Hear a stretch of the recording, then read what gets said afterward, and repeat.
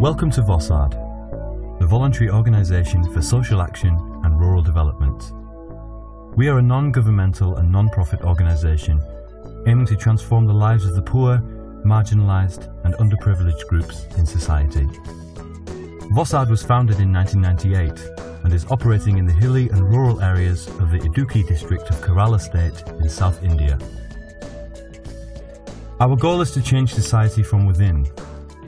Naturally, this is an ongoing process, which we are supporting through capacity building on the grassroots level. Our projects are helping children, women, persons with disabilities and other underprivileged groups. Every project is focusing on development rather than charity. Let's try to demonstrate the difference. Assume some people living close to the sea are hungry. VOSARD wouldn't give them a fish. Rather, we would teach them to fish on their own. In our opinion, it's necessary to provide the required resources for the people and ensure a sustainable improvement in the society that will last long after our projects have been initiated. So let's take a deeper look at how we are working. Since VOSARD is a non-profit organisation, we are relying on external funders for many of our activities. Together with those partners, we develop our projects. Projects have a specific purpose, target group and duration. However, there is much overlap as many projects focus on similar activities. They are the backbone and the essence of our occupation, so we will introduce them to you one by one. The first is community-based organisation. This might well be our most important activity. Whenever we begin work in a new area or with a new target group, organising the affected people is the first thing that we do. We try and convince them of the social and economical benefits that come with forming self-help groups, SHGs. In these groups, the members can share their problems, form a united voice for their concerns, and support each other financially. Usually an SHG consists of 15 to 20 members who meet once a week. At every meeting, each member contributes some small amount of money to the savings of the group. This money can then be given out as loans to the members at a small interest rate. It allows them to make investments into income-generating programs, or it can be used as a form of insurance in case of emergency. This is called a microcredit system, and it enables the SHG members to escape the clutches of moneylenders, whilst boosting their financial self-confidence. There are two more levels of organisation.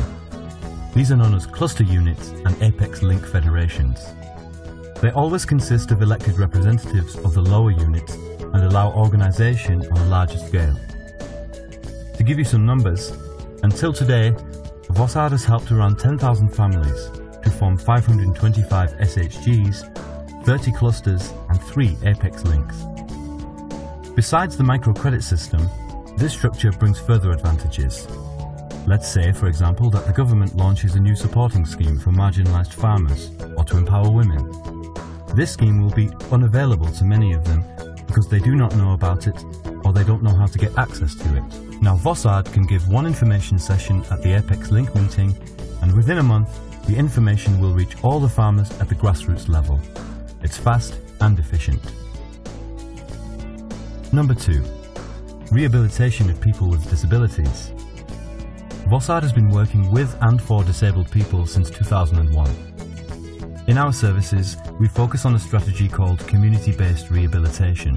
As opposed to an approach in which special institutions for disabled people are created, we are putting our efforts into changing the community as a whole so that disabled people can be fully integrated into wider society. This is more cost-effective because the development will continue even after our work is done.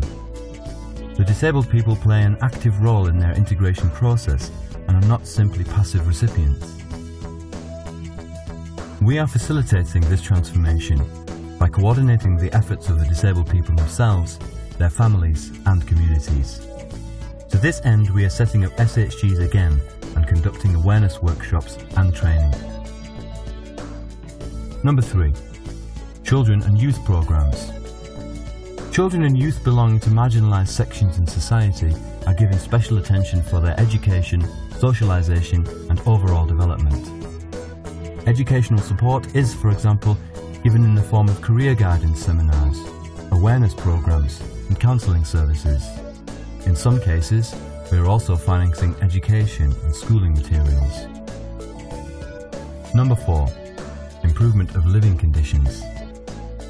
Improving the living conditions of the target communities is our prime objective.